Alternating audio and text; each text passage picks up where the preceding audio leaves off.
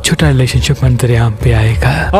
अगर रिलेशनशिप की लकीर टूट रही है यानी रिलेशनशिप में काफी मसले मसाइल मंजरेआम पे आएंगे, तो कोशिश की जाए कि जब भी वो अपने घर में किसी से बात करे या वदूद हो या अल्लाह पढ़ के मुस्कुरा के बात करे, अल्लाह के करम से मोहब्बत और रिलेशनशिप के हवाले से अमन और सुकून नसीब होगा। अगर रिलेशनशिप की लकीरें दिल की लकीर तक जाती हैं यानी इनके रिलेशनशिप का ताल्लुक दिल से होगा, और अगर रिलेशनशिप की लकीरें दिमाग की लकीर तक जाती हैं यानी इनके रिलेशनशिप का ताल्लुक इनके दिमाग से होगा। अगर रिलेशनशिप की लकीरें सन एरिया की तरफ जाती हैं यानी इनका रिलेशनशिप इनकी इज्जत शोहरत और दौलत को बढ़ाएगा। और अगर रिलेशनशिप की लकीरों में बार बार माइनस के निशान आते हैं तो इसका मतलब इन पे नजर हसद के काफी असरात हैं और यूं उनका रिलेशनशिप उलझेगा। तो उनको चाहिए कि वो हस्बे तौफीक रोज सदका निकाले, कोशिश करके अनाज का, और सुबह उठने के बाद और सोने से पहले चारों कुल का विर्द करें। अल्लाह के करम से तमाम